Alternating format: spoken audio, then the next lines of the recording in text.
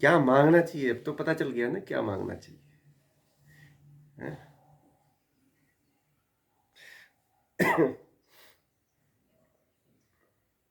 इसके बाद मांगेंगे, कामना है।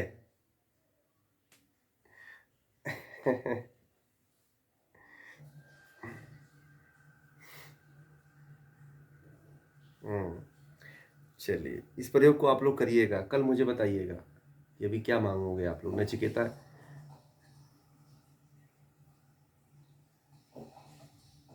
आप भी लग रहा है कि ज्योति जी कैटेगरी में आ गए हैं। चलिए अच्छी बात है कि शांति स्वरूप। तो अभी इच्छा क्या हो रही?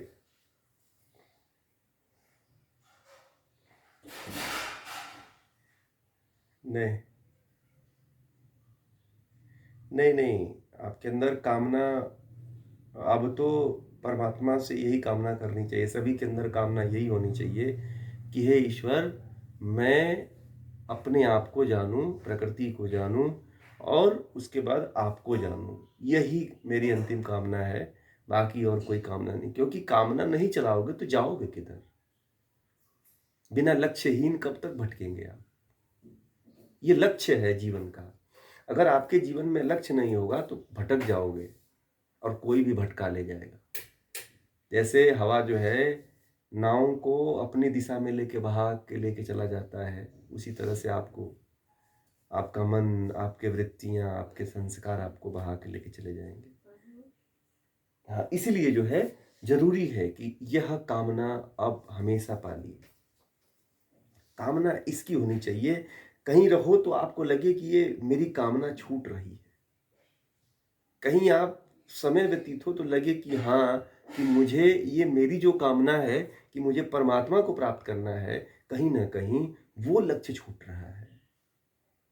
जैसे एक माँ होती है, जब अपने बच्चे को जन्म देती है, तब जब छोटा बच्चा रहता है तो वो एक माँ को देखना, वो कहीं भी रहे, हजारों लोगों के बीच में रहे, उसका पूरा का पूरा ध्यान बच्चे पे होता है। और शायद अनुभव भी आप लोगों को है, आपने देखा होगा, अपने जीवन में इतना बड़ा अनुभव है ध्यान का। ध्यान का प्रयोग जितना महिलाओं ने किया है शायद पुरुष नहीं कर पाते हैं उतना। ठीक है, तो महिलाएं जो है कहीं पे भी रहती हैं, 10 लोगों के बीच में रहती हैं, उनका बच्चा अगर नहीं दिखता है तो तुरंत उनकी नजर जाती है, तुरंत उनका भाव जाता है, तुरंत विचार वहीं पे जाता है। ऐसे ही एक बच्चे की तरह परमात्मा को ट्रीट करिए कि आपको बच्चे की तरह ख्याल होना चाहिए कि मेरा बच्चा है कहाँ। आपकी कामना ऐसी होनी चाहिए कि हमें तो परमात्मा को प्राप्त करना है। ऐसी कामना होनी चाहिए जैसे माँ को बच्चे की होती है। एक क्षण के लिए भी जैसे बच्चा अपने माँ की आंखों से ओझल नहीं होता है, उसी तरह से परमात्मा की ललक होनी चाहिए पाने की। ये ऐसी कामना होनी चाहिए। ठीक है, कामना होनी चाहिए।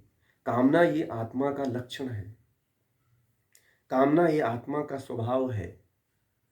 हम कहते हैं कि कामना नहीं होनी चाहिए, ये पता नहीं कौन बता दिया है। कामना अंड बंड कामनाएं नहीं होनी चाहिए कि हमें उस स्त्री को प्राप्त करना है। कोई कहता है कि मैं नदी में से कूद के मर जाऊंगा नहीं शादी हुई तो, कोई कहता है कि मैं जहर खा लूंगा। तो ये कौन सी कामना है? अंड बंड कामनाएं हैं जिसका कुछ कोई औचित्य ही नहीं है। कोई कहता है कि मैं ये कर दूंगा, मैं वो कर दूंगा। कामनाएं ये होनी चाहिए, अच्छी कामनाएं, सात्विक कामनाएं होंगी। कामनाएं होनी चाहिए, नहीं होगी तो जाओगे कहाँ? समझ आएगी बात? आप किधर जाओगे? किसके यहाँ जाओगे? किससे बात करोगे? किसका चिंतन करोगे? किसका मनन करोगे? किसका ध्यान करोगे? ठीक है, इसीलिए कामना होना जरूरी है। बिना कामना के एक पग भी आप नहीं चल सकते। आपको पता होना चाहिए ना कि मेरी कामना क्या है। हुँ? कामना में यदि यह कामना जो है, योग दर्शन कहता है कि समाधि किसको कहता है? कितनी बार बताया हूं, बताइए। हुँ?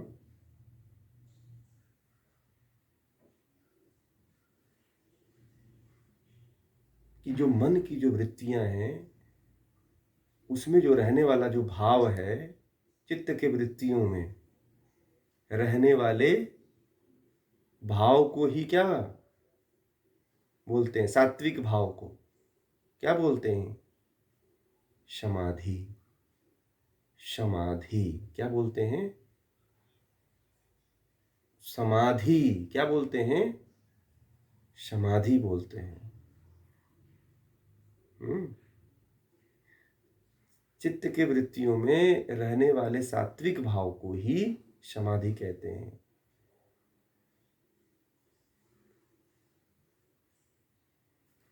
चित्त की भूमियां कह सकते हैं, ठीक है, योग दर्शन के अनुसार। तो जो सात्विकता, यदि विचार, ऐसा लोगों ने भ्रम फैला दिया है कि आप साधना कर रहे हो तो कोई विचार आएगा ही नहीं, कामना ही नहीं करनी चाहिए। अरे कामना नहीं करोगे तो कहाँ जाओगे भाई? कोई लक्ष्य है आपका? शांति स्वरूप जी, बिना लक्ष्य के जीवन काट दिया आपने इतने सालों से। बड़ा दुख होता है हमें तो आध्यात्म में पहुंचे हुए लोग यदि ये बोल देते हैं कि मुझे तो कुछ दिखाई नहीं देता है, मुझे तो अंधेरा ही अंधेरा दिखाई देता है, मैं तो मेरे अंदर कोई विचार ही नहीं आता है, भ्रम है ये। एक महिला मिली 20 साल से, केवल उनको कोई विचार ही नहीं आता, इसी पे रुकी हुई थी वो। बोली कि मैं तो यहीं पे रुकी हुई थी, मुझे कोई बताया ही नहीं क्या होता है आगे। मैंने कहा कि अरे माता जी, आप तो, आपका 20 साल ऐसे ही बर्बाद कौन कर दिया? तो बोले कि हमारे यहाँ तो यही सिखाया जाता है। मैंने कहा कि इससे कहाँ बड़े हो कि नहीं वहीं पे हो? तो बोले कि हम तो वहीं पे हैं। तो मैंने कहा जब वहीं पे हो तो अध्यात्म का रास्ता क्या हुआ? अध्यात्म में पहुंचे नहीं पहुंचे फिर?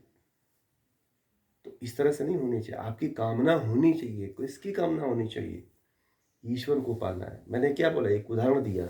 एक माँ अपने बेटे और बेटी के प्रति जिस तरह का भाव रखती है कि एक क्षण के लिए अपने बच्चे को ओझल नहीं करती है, उसी तरह से आपकी कामना ओझल नहीं होनी चाहिए, तो आप ईश्वर की तरफ जा सकते हो।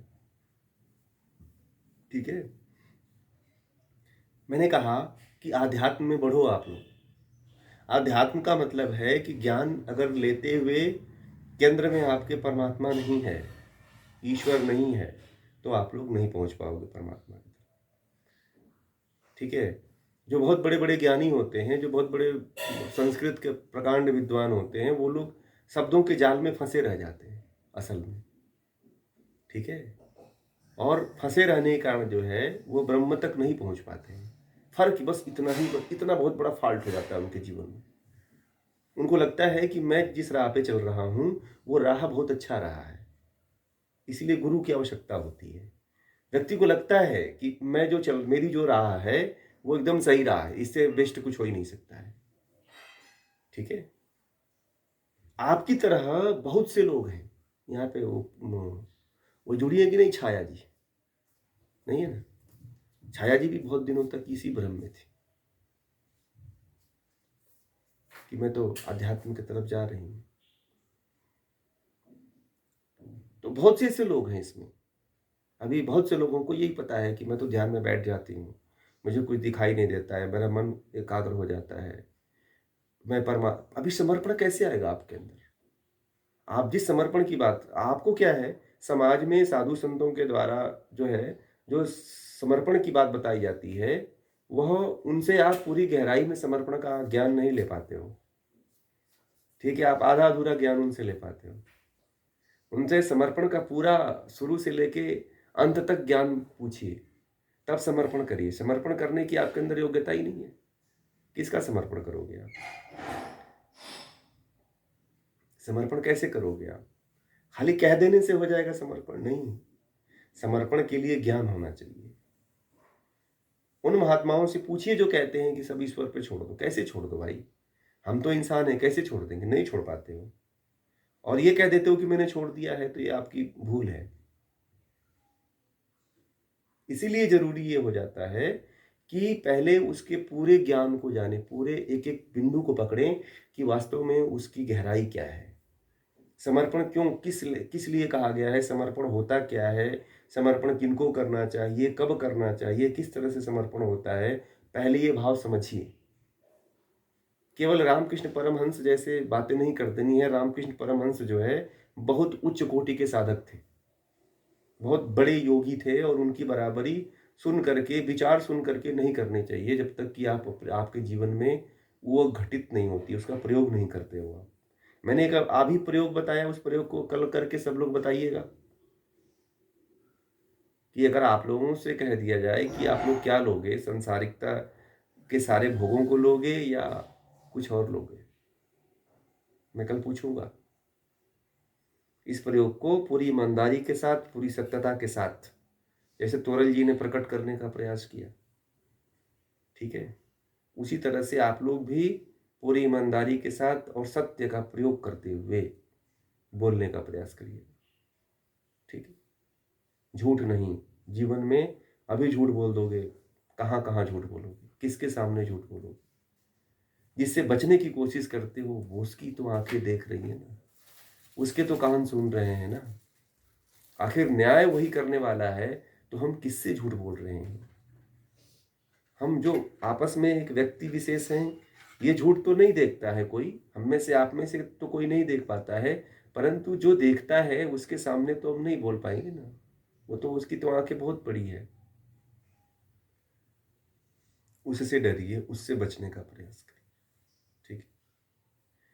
और मेरी